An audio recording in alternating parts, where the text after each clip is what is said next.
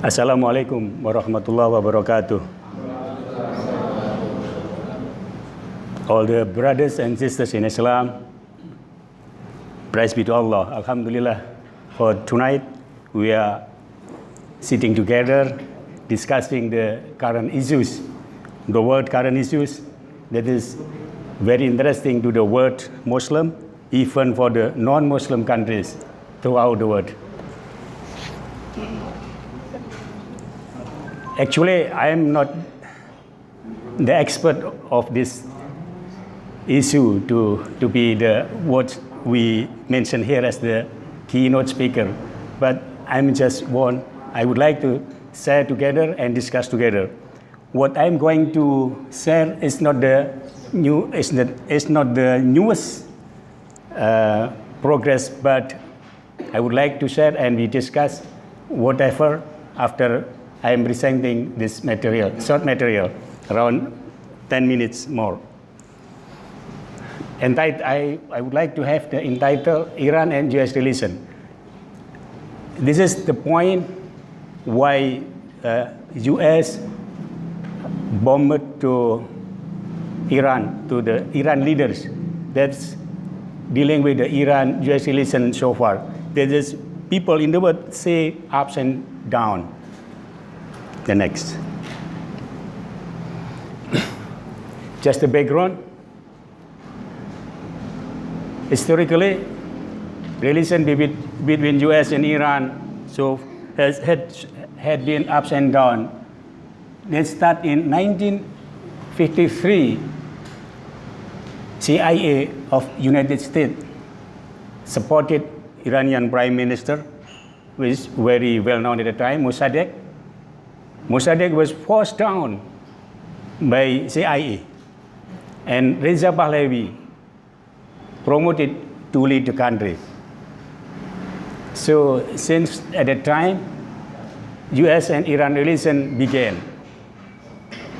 Start 4 years later, in 1957, US and Iran signed a civil nuclear cooperation agreement. This is good relation continued until the most historic revolutionary movement in Iran erupted in 1979. Perhaps most of the brothers at the time just were born in the world. Baru dilahirkan barangkali tahun 79-nya. And the effect of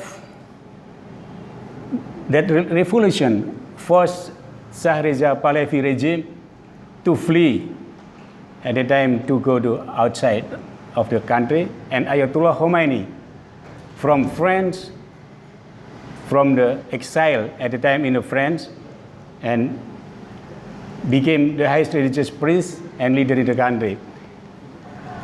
At least 5 senior journalists at the time from Indonesia, invited by the US government to join the written process of the Ayatollah Khomeini from France to Iran. One of them is Nasir Tamra from Republika at the time, before Republika was born.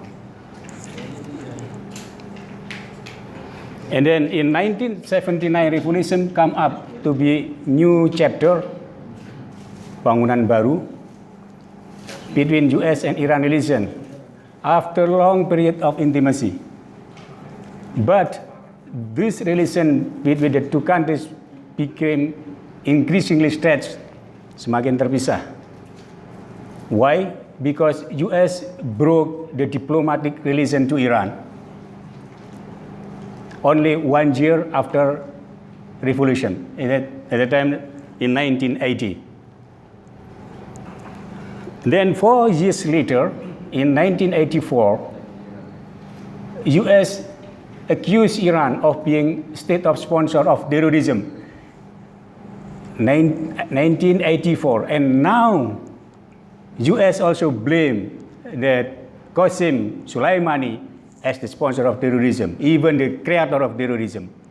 So it is the repetition of the long time ago, in 1984. Even the worst condition at the time, President George W. Bush said that Iran, Iraq, and North Korea, 3 countries, were including as the axis of evil, poros setan. 3 negara yang disebutkan sebagai poros setan sejak tahun 84. The ups and downs of U.S. relations continued until the Barack Obama leadership in 2009. Start from his leadership, Obama tried to improve communication with Iran, with the Islamic countries, even to Indonesia. I remember because I wrote down the book about Obama in Indonesia, and it is very bestseller. I wrote the book. But unfortunately, the bilateral relation between the 2 countries hit ups again after Donald Trump rise. So is the good condition of relation of the 2 countries, it is broken by this Donald Trump coming in to be the American president. The tension of U.S.-Iran conflict escalated when Trump withdrew the nuclear agreement in May 2018. Only last year,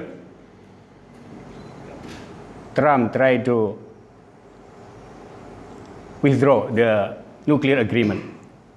At the same time, Trump tried to reapply economic sanction to Iran again that impacted the economic paralysis of Iran. Setelah diembargo sekian tahun, hancur-hancuran diulangi lagi oleh Donald Trump dan paralyze hancur-hancuran ekonomi di Iran. The latest one, the US called the Islamic Revolution Guard Corps, Iran commanded by Qasem Soleimani, as a terrorist organization. That's the strength of Donald Trump. Now, the final countdown of Donald Trump is to bombing Qasem Soleimani. The question is, does Iran have brief enough against the U.S.? How dare Iran against the U.S.? That's a big question. And in fact, Iran tried to bombing, and Iran blamed that 80 troops of United States were killed, but it is denied by American government, by American president. In fact, Donald Trump not to try to continue his menace to bombing 52 or 53 crucial point in Iran, but Donald Trump would like to be peaceful condition after bombing each other. The question is also, if only the US and Iran war really happened, who would win the war? Many assess victory will be in favor of the US. US will be the winner. That's the prediction. However, some consider Iran to have the military defense system that cannot be underestimated. Tidak bisa dianggap enteng. Why? Because military system Iran is higher than Indonesia. We are under the Iran condition. I try to quote it, global firepower monitors the military of countries in the world. Iran is in a position 14 of 137 countries in terms of military strength, 40 strength in the world. While the US was in the first place, followed by, US is the first, and then followed by Russia, China, India, and France. How is Indonesia? Next.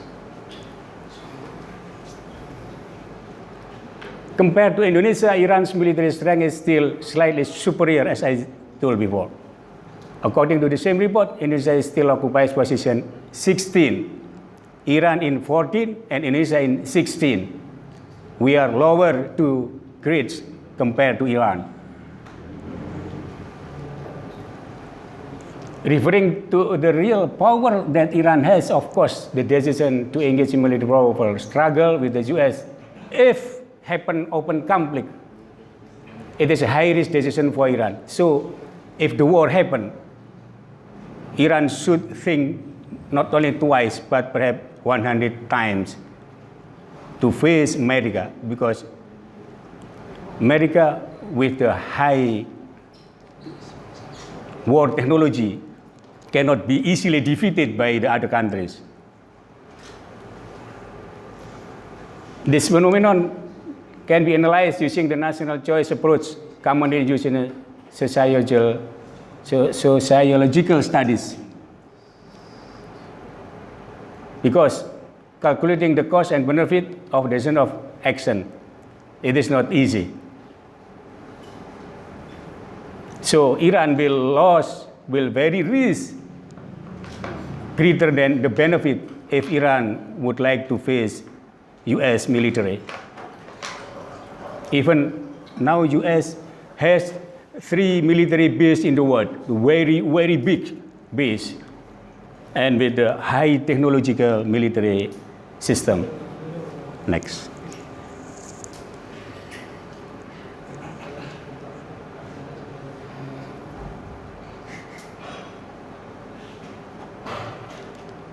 I followed to how is the contact, the war between Iran and the US now.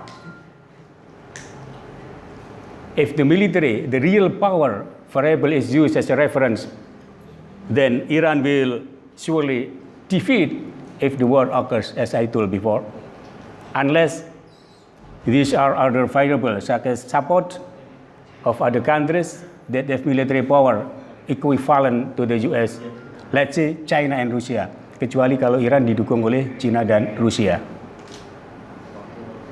Kecuali, meskipun dua negara juga bersahabat erat dengan Iran, tetapi ketika terjadi perang terbuka, belum tentu kedua negara ini akan mendukung Iran sepenuhnya.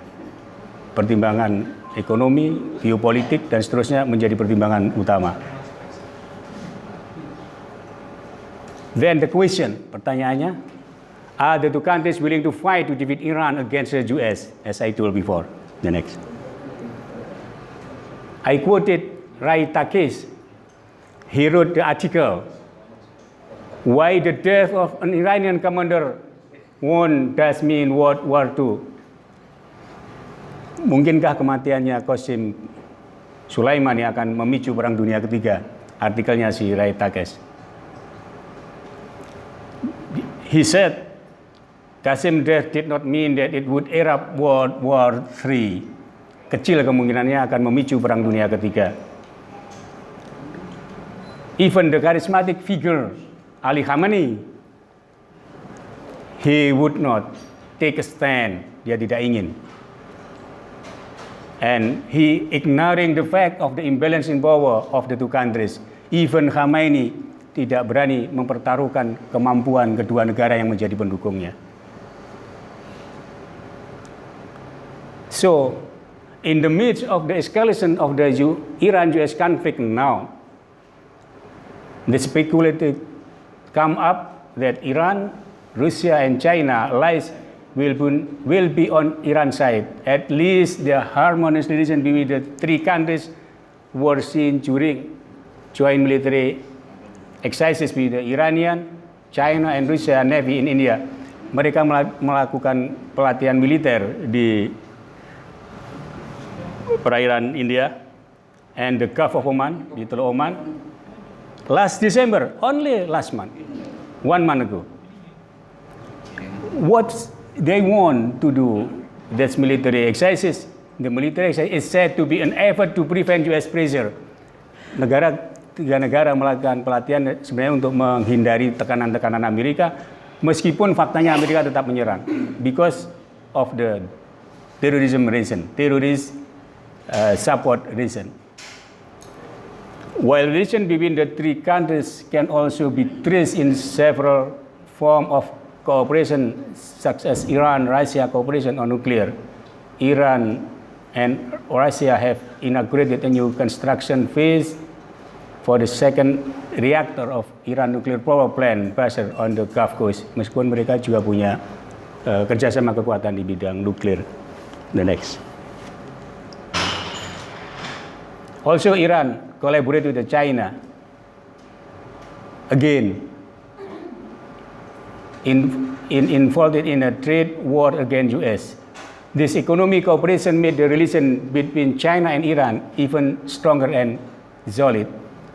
Meskipun terjadi karena perang bisnis antara China dengan Amerika, tetapi China membangun hubungan dengan China dalam bidang bisnis lebih disebutkan oleh si Hery tadi lebih kuat dan lebih solid. Even strong indication that Russia and China are in Iranian stronghold, the two countries will engage in conflict in the US is still question. The threat thrown by the two top brass in US and Iran camp will only be lead to a war of words. Jadi perang mulut saja, perang ancam-ancaman saja. Kemungkinan untuk perang terbuka tetap kecil. Ini pakar internasional yang mengkaji tentang konflik dunia terkait dengan militer. It seems like the world does want to gun battle between Iran and the US. Thus, the assumption of World War III will soon break the possibility of that happening. So, the analysis of the Hery is improved that it is right because only 2 days ago, Donald Trump doesn't want to continue the war. Okay.